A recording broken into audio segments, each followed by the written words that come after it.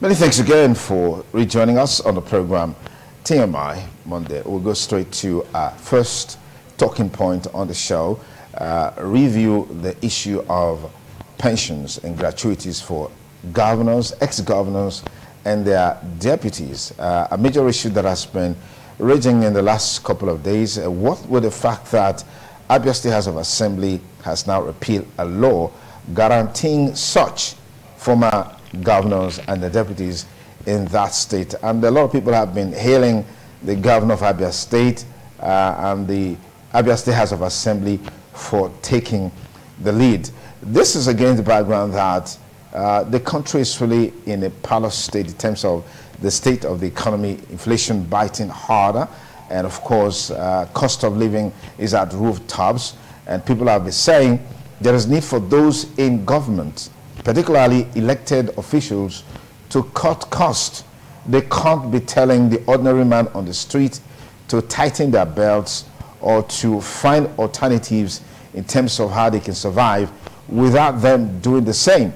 A few days ago, the issue of budget padding was also very topical at the National Assembly. Somehow, it is wee issue now because it looks like the issue has been swept under the carpet with Senator Ningi on suspension. Those who tried to raise the issue, their mics were switched off completely so the matter doesn't escalate. All of this will form part of our conversation today. How does a government make promises to make the economy better and then creates avenues and opportunities for them to continue to live large while the masses suffer? I have with me here a political scientist, public affairs commentator, Dr. Odigie Uwadai. Thank you for joining us on the program. Oh, thank you very much. It's always a delight to have you here. Oh, thank and this seems to be like some of the issues that you love to talk about. Oh, well, I love to discuss everything. But first and foremost, let me quickly correct something. I'm not a doctor. Okay, sure. Yeah, I'm sure. just the public affairs analyst. Yeah. Thank you very much. Basically, how does it sound that things are getting harder? The people are finding it difficult to survive. And on the part of those in elected position, they don't seem to be towing that line of cutting costs, reducing how ostentatious they live. How does it sound to you? Well, first and foremost, it sounds very funny. And I will always say that most politicians and those in the aim of affairs, they came into politics for their own parochial reasons. It is investment for them. And once they are on board or once they are unfortunate to be elected, their main objective is for them to recoup their money. And when you look at each one of them, they are what we call the first line generation of the breadwinners in their family. Unlike what you see in other climes, you have 10, 30, 40 generations of wealth, creators. In our society, these are usually the first line of the wealth, generators. Their purpose is to come and make money. Not necessary to develop the state or the country. And be that as it may, the greed of a particular person is usually very difficult for you to satisfy that greed. Just like they said, you can satisfy, there's enough to satisfy everybody, but there's not enough to satisfy the greed of one man. So when they come on board, what do? They look for ways and means where they can enrich their pockets, where they can provide for themselves, provide for their offspring, provide for unborn generations. How can a country that has a constitution, and the constitution says for the civil servants, you need to work at a minimum of 60 years, or no, you have to attain the age of 60 or 65, or work for 35 years. then at the end of your cervix, you are given peanuts. And you even stay on the suffer for the collection of those pension. But whereas the governors, when they came about, they conceived the idea of how to rape the commonwealth of the state by coming up with outrageous pension salary, 100% of any incumbent, the salary of the incumbent governor. They be paid for life, they be taking care of their cooks, they be given 3 police officers, 2 DSX, they be provided a house of their choice in anywhere in Nigeria, one in Abuja, like in Edo State, one in Abuja, and one in Edo State. The same thing is applicable to all other states. They know that what they did is wrong. But a law, Syrup sued the Attorney General in 2019 in respect of this outrageous pension that was being collected by the governors and the deputy governors and some of the ministers who are presently appointed or who are presently in the Senate. The Senate.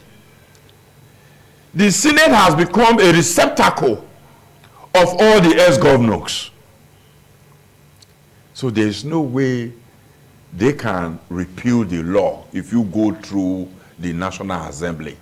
What Abia State did, one thing before I get there, Obasanjo has no moral right to be telling us that Abia State is doing XYZ, others should emulate. Where was he? Or they are now telling Bola Tinubu, when his predecessor Buhari turned the judgment of Oluremi Oguntoyi of November 2019 judgment, he turned it down. That all the those who have benefited from the pension should refund the money. Buhari turned it down.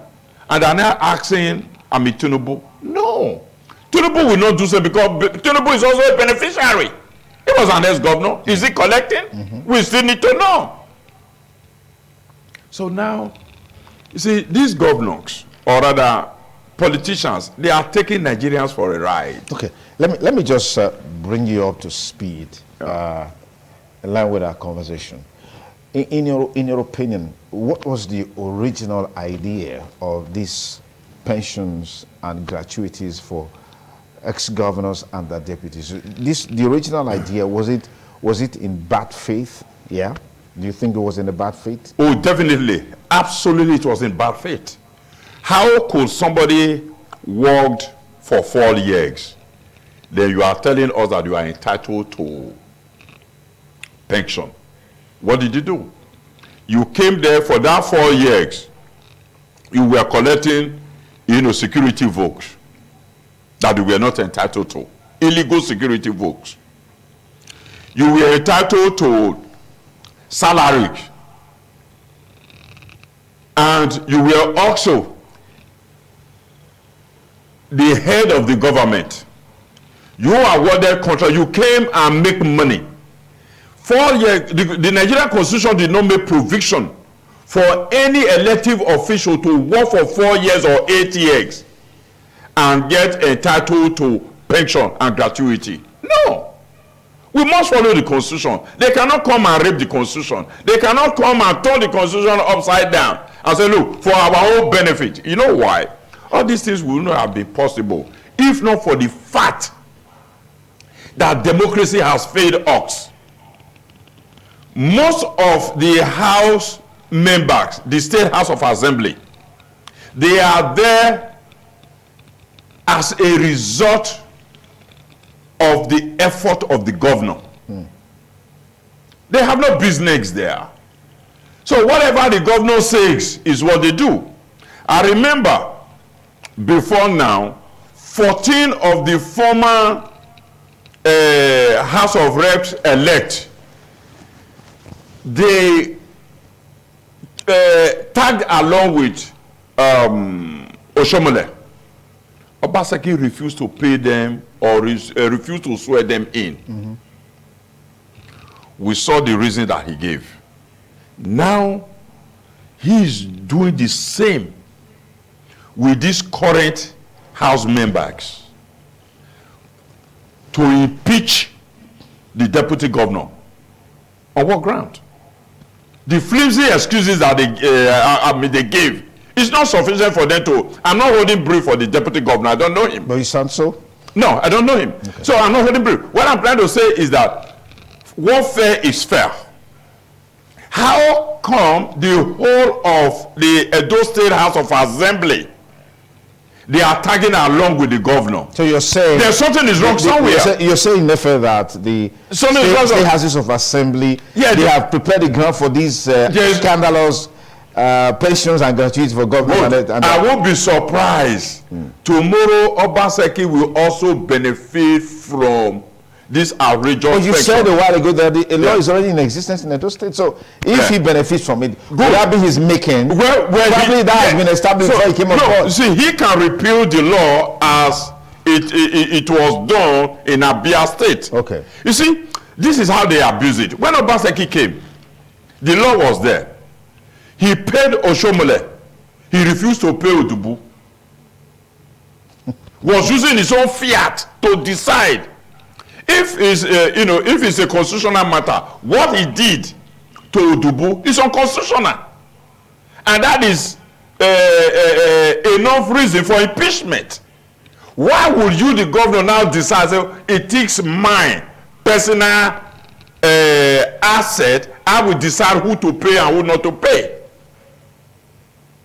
Up to date, Odubo has not gotten money. As an ex-deputy governor.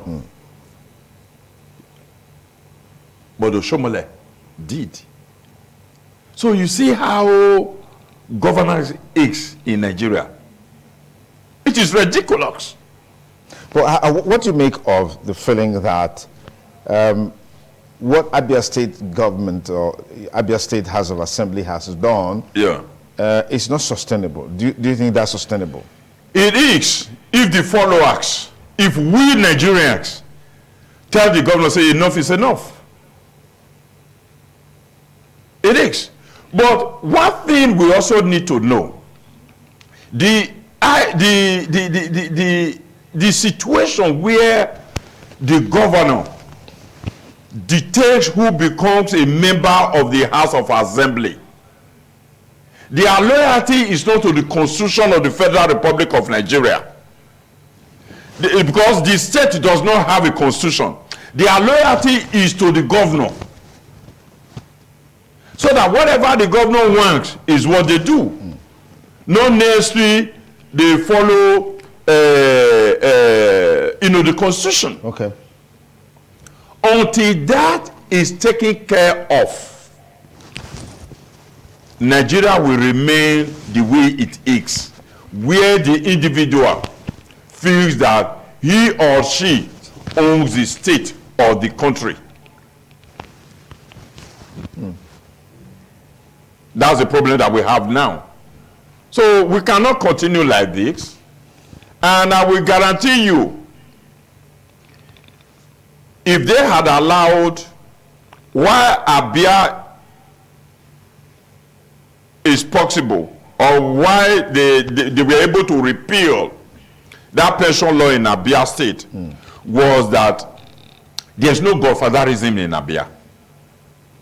Obedient movement brought them in. Unlike in Edo State, where Governor Obaseki single-handedly selected the House members. Yeah, but that would not be correct, because there was no election. There was no election. You and I, we know. Hold on. So in other states, if you say obedient movement brought the Abia State House to power, okay, you have some sense there. But in Edo State, we have APC in the House. We have Labour Party in the House. We have PDP in the House. So how do you not justify that statement? If they had not upturned the results in a But do you admit to the fact that in Edo State House of Assembly you have Labour Party? Yeah, you have Labour Party. You have APC. You have APC. You have PDP. You have PDP in majority. Except you are saying that you have Labour PDP. Party, for example, you have PDP in majority. Yes. They could have coax of who knows, but they are in majority. You see, in politics, they call it lobby. That's in order, but in Nigeria we call it bribe. Okay. You understand? In civilized crimes, they call it lobby. But we call it bribe here. We call it bribe here.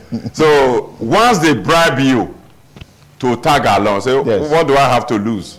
It's not my mind. If I'm going to be giving 20 million, why not? Just to sign. That's why I said most of the people there in the House of Assembly, they don't even deserve to be there.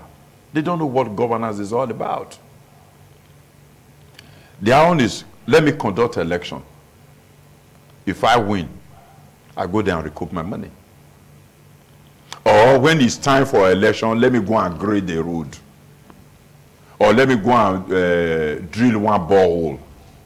Or let me go and buy, what do you call it? Street lights. You put your name, like, Maturowide did in Etete.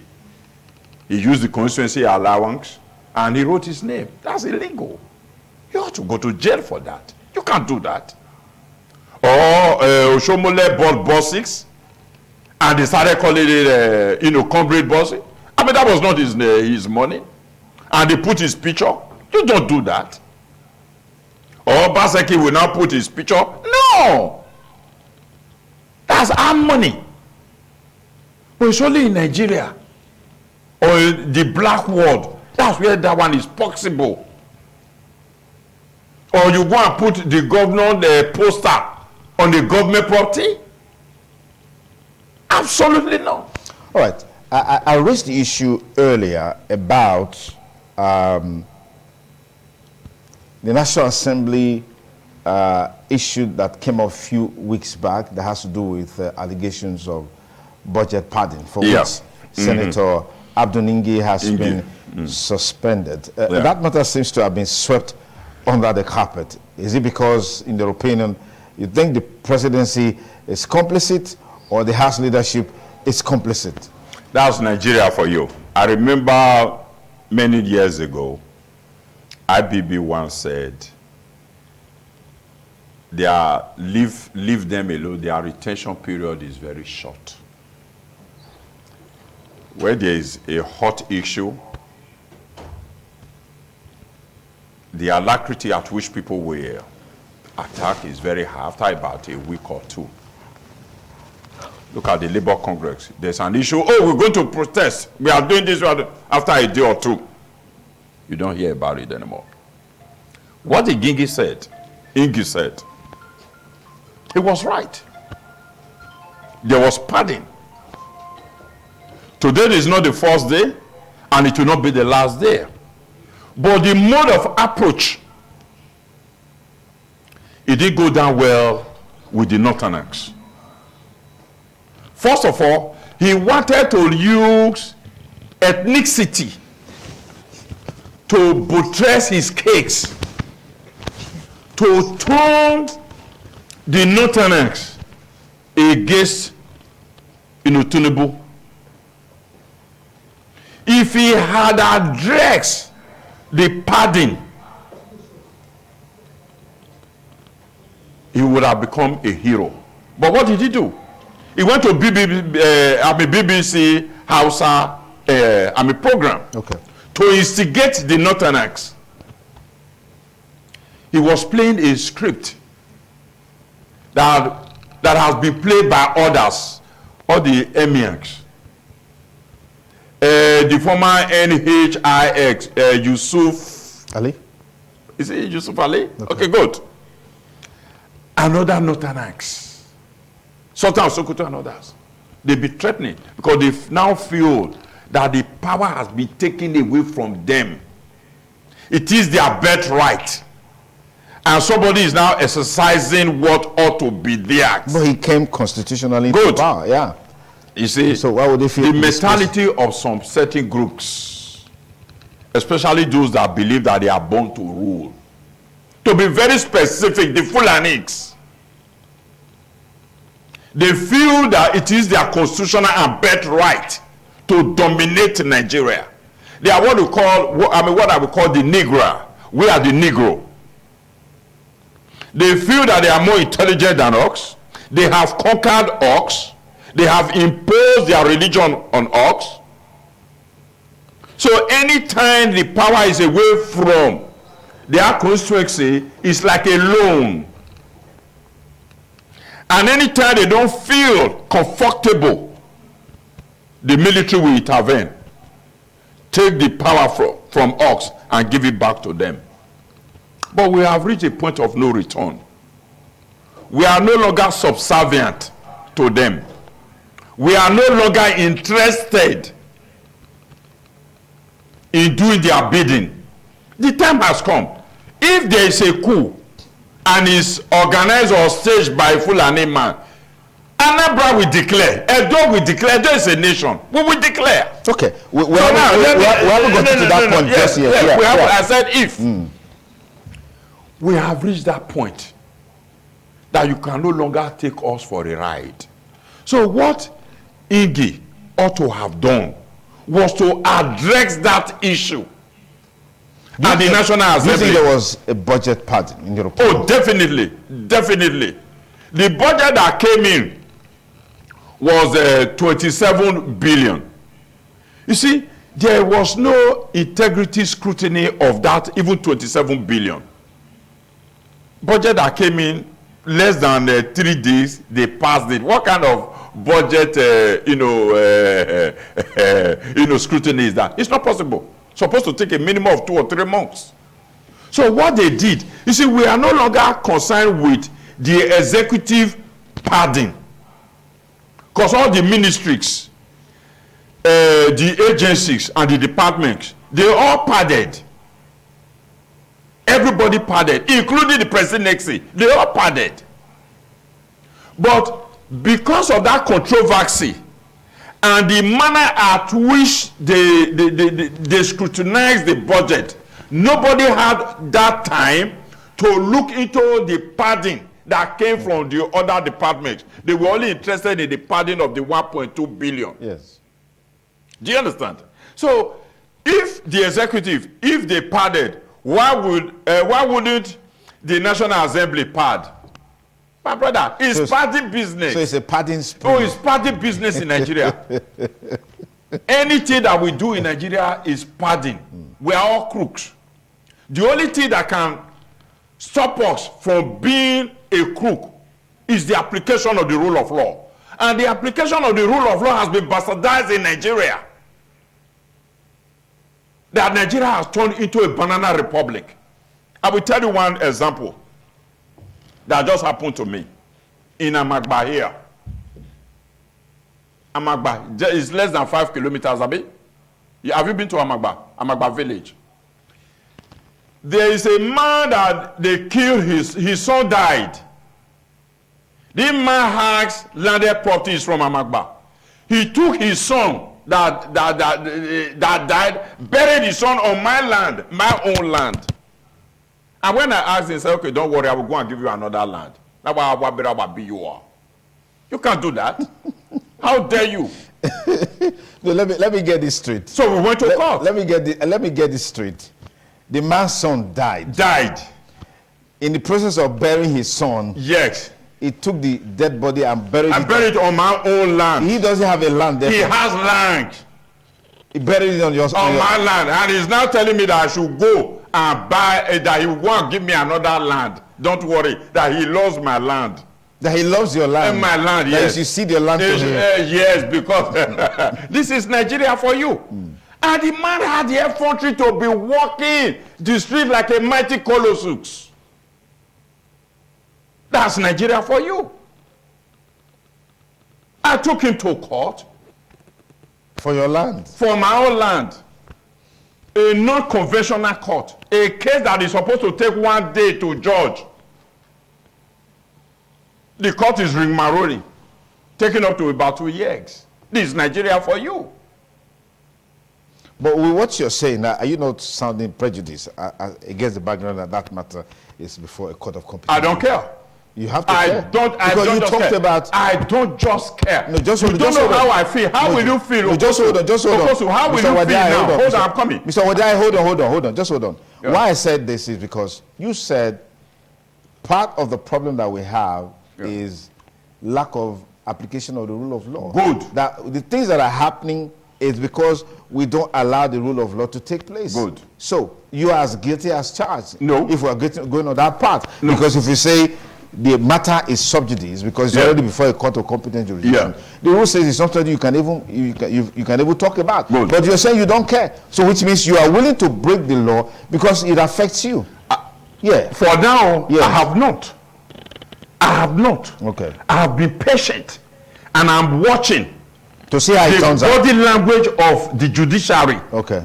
The body language of the judiciary. And anybody that I tell, I've spoken to judges, lawyers, magistrates, everybody. The first thing they said is that case is not even supposed to take 1 day because it's what they call environmental case under the MAGO, a summary, judgment. Okay. So, my brother, I have done the needful. Okay, I have respected the Constitution. Yes. I have respected the law. Yes. So it is now left for them to follow what the law says. Well, we'll leave that to them. We don't need to gag them. Or so I don't use that one to buttress the fact that the situation in Nigeria. We don't respect the law. We don't. The rule of law is not follow stricto sensu. No. Okay, now there's something you raised earlier that the National Assembly, particularly the Senate, has become a receptacle for ex-governors. Yes. And that brings to mind the issue of these ex-governors are still earning their pension and gratuities as ex-governors. And then they find themselves in the Senate where they continue collecting allowances and what have you. Yes. This bothers you a lot. But how do you think we can check that? You made reference to the fact that Serap took the federal government to court and all of that. Yes, and they won. And they won. Yes. What has become of the judgment? Well, the judgment was the Buhari sat down on that judgment.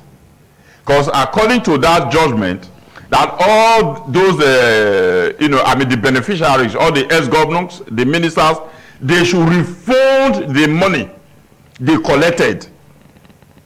Buhari sat on it because he didn't have the political will to execute it. So now they are now appealing to, the incumbent president now to apply or implement that judgment. So my qualms in the whole thing is that these are all the same people. They are all. So it's more or less like all ex-govs. You see, the conspiracy of the elite. Esprit de corps. I like that. Esprit de corps. You see, now I say, hey, oh boy, they don't do your oath. No, we don't agree. So you see, that esprit de corps. And now a time will come if care is not taken. If care, in the next 20 years, all the senators in Nigeria, they will be ex-governors. How do we change? How do we change this trend? Well, to change that narrative, it's going to be very, very difficult because of the manner at which we conduct our elections. If we have off-season elections, it will help. But we have a lot of off-season elections. Yeah. Well, with that off-season, you see the way it is now. Like the Edo election is an off-season election. An off-season. Yes. You see, now, before, you see that off-season election, you see, Nigerian, I'm a politician, they are smart cookies. Okay. Now, before, Oshomole knew, and he also aspired that he will become a senator. Okay. Why there for that 8 years? He turns himself into a godfather. He dictates. And that's the same godfatherism he fought that brought him to limelight in Edo State. Now, the off-season, once he is leaving, what he will do is to ensure that his stooge takes over from him. Okay. So the cycle continues. Yes, the cycle. You understand? Unless there is an issue between them. Other than that, it is one family thing. And they have that code of silence. All right, you referenced something a while ago about former Edo State Deputy Governor not receiving his pension and gratuity since under the present administration of Edo. What is your proof to that?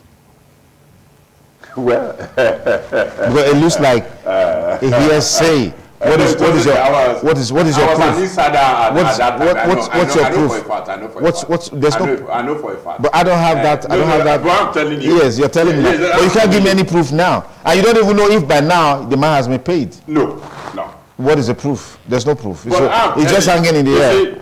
They have not reconciled.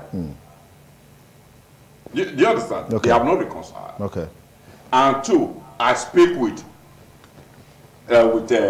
well, let's just put it this way. Okay. The former deputy governor is my friend. Okay. Well, if you just join us, it's still TMI. Lovely Monday morning, giving you some insight into the issue that has been raging about ex-governors and the deputies receiving scandalous and outrageous pensions and gratuities from Lagos to Bayelsa to Rivers to Edo to Delta, name it. It's the same thing that is happening all across the Federation. But Abia State chose to be different by repealing the law that guarantees pensions and gratuities to former governors and the deputies.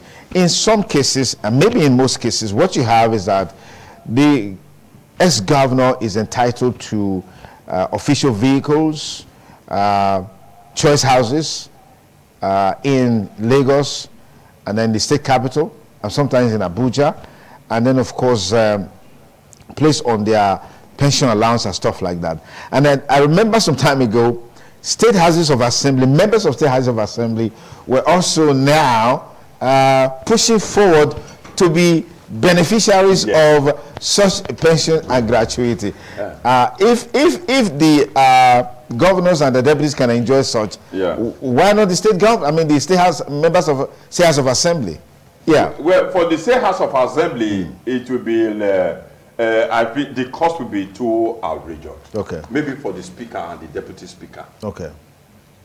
So and I think when they floated that idea, it died a natural death, and people did not subscribe to it.